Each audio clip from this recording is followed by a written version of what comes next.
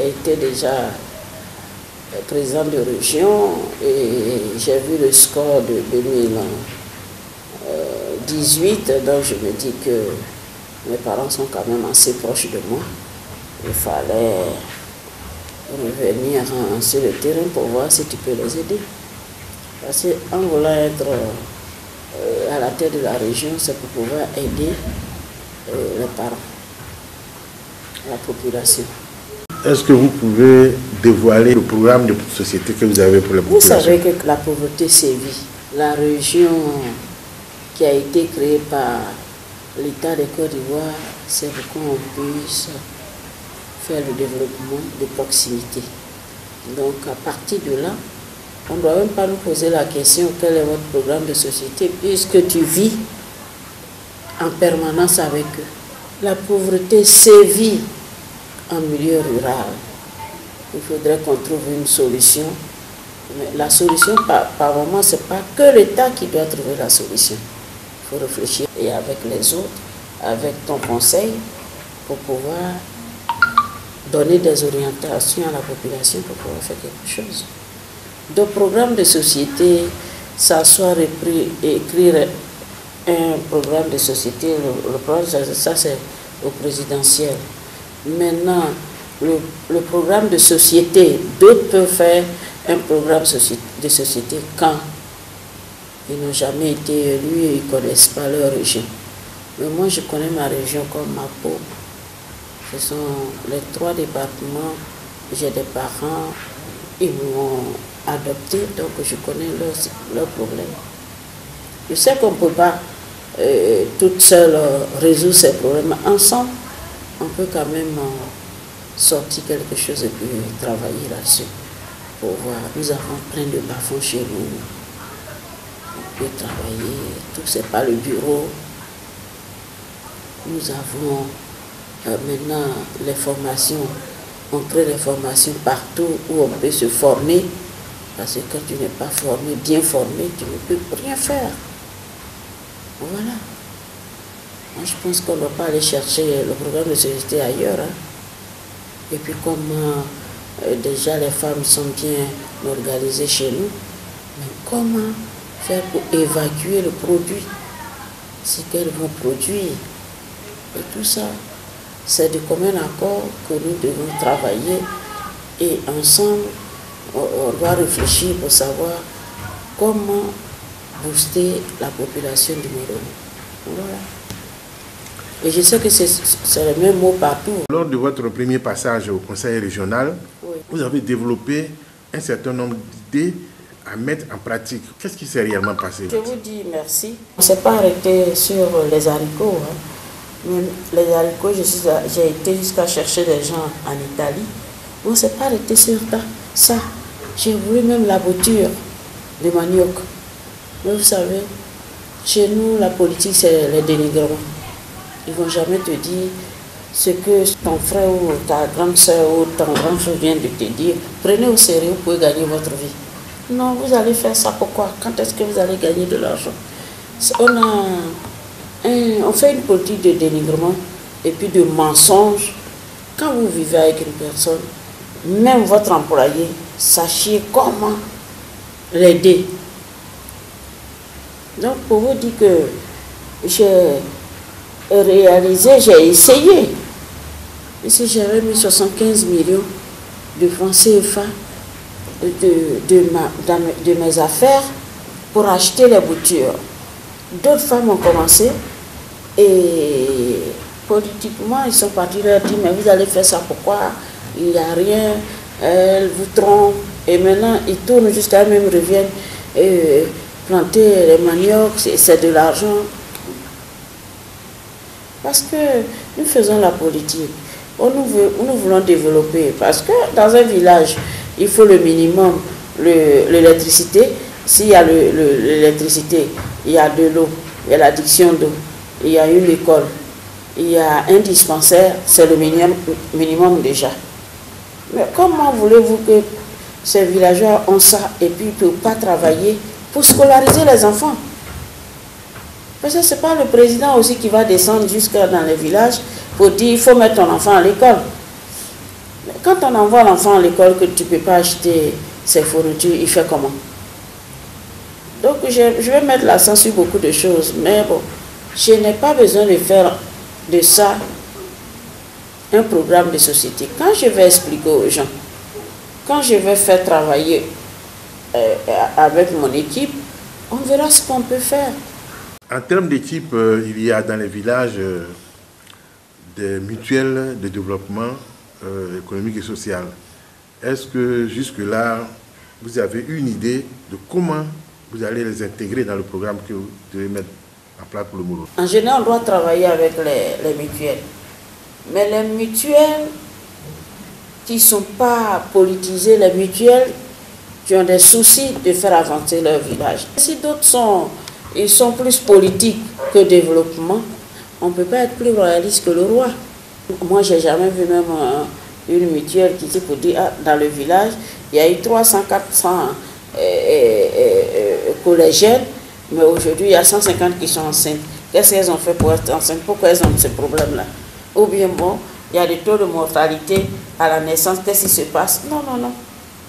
La mutuelle, c'est de cotiser. Moi, dans notre région, il y a une mutuelle où, si mes affaires marchent, je vais vraiment leur offrir un grand cadeau. C'est la mutuelle d'Agosso. Quand il y a une bonne mutuelle, tu as envie vraiment de les aider. Mais la mutuelle où le président est au FPI, ou RDR, ou BRHDP, ou BPDCI, il fait plus la politique que s'occuper de son village. Les deux ne vont pas ensemble. J'ai rencontré un jeune venant de Bongouanou. Voici un garçon que je serai obligé de travailler avec lui parce qu'il se soucie pour les femmes. Il est venu me donner son programme, son projet. Voilà un garçon qu'on peut aider. Et plusieurs femmes comme ça que je regarde, déjà je les ai mises en contact avec une ONG américaine. Ils ont commencé à travailler sans même d'abord faire attendre qu'ils me soutiennent. Dans le Moronou, les jeunes gens se sont adonnés à l'orpaillage et toute la terre du Moronou, pratiquement, a été renversée. Alors, est-ce que vous ne pensez pas que cela puisse être un frein au développement, puisqu'on ne peut plus faire de culture sur ces terrains-là? Quand j'étais là, vous n'avez pas vu ça? Parce que j'étais trop proche des chefs. Quand on fait des réunions, je demande de parler aux gens. Mais je vais vous dire, ne pas vendre les portions de terre, je le faisais, je parlais à mes parents, je n'avais même pas 25-30 ans. Puis j'étais chez le président, j'entendais certaines choses.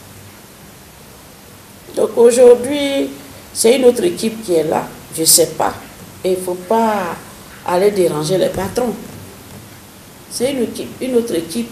Mais néanmoins, comme c'est un mal qui ronge la région, j'essaie d'approcher quelques chefs. Aujourd'hui, je ne dirais pas que les chefs vont démissionner, mais c'est les jeunes qui commandent les chefs.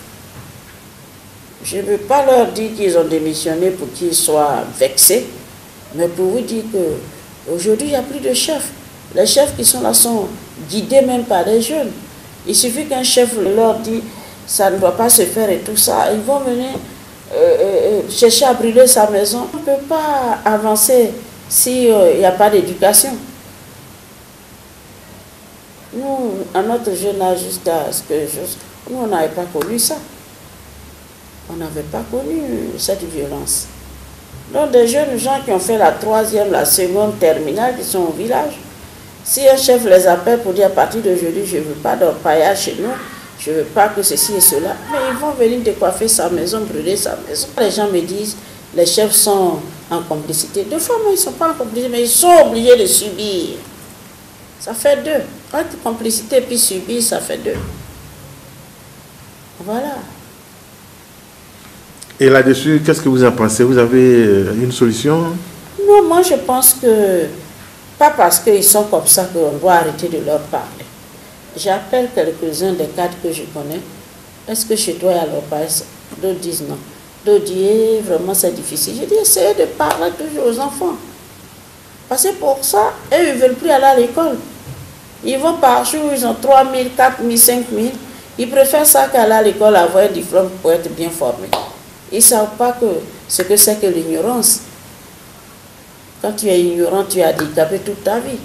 Dans le Moronou, il y a beaucoup de femmes qui veulent des Aka Véronique dans le village. Quel mot pour elles? Il faut toujours avoir un repère. J'étais au CE1, je me souviendrai toujours. J'ai vu deux dames qui étaient venues, je ne sais pas pourquoi, elles étaient en voiture. Et je me suis dit, il faut que j'ai une voiture. Je méditais ça. Étant petite fille, hein, j'ai dit, moi je veux conduire, je veux. Et je disais à ma grand-mère, tu crois que c'est comme ça qu'on conduit? J'ai dit, oui, je veux conduire. Je suis leur repère parce que je suis non seulement leur mère, mais je suis aussi un exemple. Je suis un exemple. Il se dit, maman a une voiture, elle a une maison, elle n'a pas fait des études universitaires, mais pourquoi nous ne pas commencer et puis avoir une maison? Donc beaucoup de femmes chez nous ont leur maison. La première des choses, quand elles commencent, je dis, il faut cotiser, il faut mettre de l'argent, il faut économiser pour pouvoir avoir un toit. Et ça, je suis très fière. Elles sont dans les poissons braisés, elles sont dans le froid, elles sont partout. Et d'autres, elles font ça, elles ont leur plantation, mais elles font tout ça. Tout le temps, je leur donne des conseils. Je dis, réussissez votre vie, voilà ce que vous devez faire. Une femme doit être la complémentarité de son mari. Il ne faut pas, à l'époque où, à la fin de l'année, on doit acheter 3 ou 4 complets de paille, c'est terminé. Et la famille se repose sur la femme. Donc ça, dites-vous que depuis 30 ans, je ne fais que ça, en leur parlant. Et je suis fière parce que la plupart des femmes ont pu scolariser leurs enfants. La plupart préfèrent, quand elles ont un peu d'argent, préfèrent aller à l'aventure en France. Mais néanmoins, elles sont là-bas, elles construisent leur maison. La plupart des femmes qui m'entourent, qui me connaissent, sont vraiment avancées. Donc je les encourage et je veux plus de femmes pour pouvoir s'affirmer dans notre région. Il y a le cas de jeunes cadres qui sont sortis des universités, qui aimeraient être dans votre sillage parce qu'ils se disent, on a trop perdu notre temps. L'une des personnalités ici qui puisse vraiment tenir la région, ils connaissent bien le royaume maintenant, ils disent, c'est Madame Aka Véronique. Mais certains disent, on n'a pas l'occasion de la voir, de l'approcher, on ne sait pas qu'est-ce qu'il faut faire. À ceux-là, qu'est-ce que vous dites? Je vais leur dire, même ils n'ont qu'à passer par vous. La preuve en est, je suis votre soeur, vous m'avez appelé 2 heures après, je vous ai reçu. Mon téléphone, je décroche mon téléphone à 23 heures. Donc quand on dit que je n'ai pas le contact facile, ça me fait de la peine. Je réponds à tous mes messages à 22 heures et le matin à 6 heures. Je réponds avant de prendre l'heure. Maintenant, quand je suis occupée, là, je ne peux pas décrocher le téléphone. Sinon, je pense qu'eux-mêmes, des fois, ils disent, on voit partout, c'est avec vous qu'on a des attaches. Mais où les gens exagèrent, c'est que vraiment, ils peuvent vraiment avoir des problèmes. Dès qu'ils posent des problèmes, que maintenant, il y a les transferts, tu fais, et les mêmes gens vont... C'est ça qui est désolant, quoi. Donc, je leur dis, je suis leur mère, ils n'ont pas besoin de me tromper. Ils n'ont pas besoin de faire.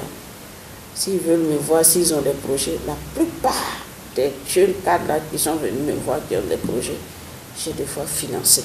Quel appel voulez-vous lancer? Je demande à tous les cadres, à toutes les filles et fils de notre région de s'entendre. Je leur demande pardon. Que tout ce qu'on a comme fortune, tout ça, ce n'est que vanité des vanités.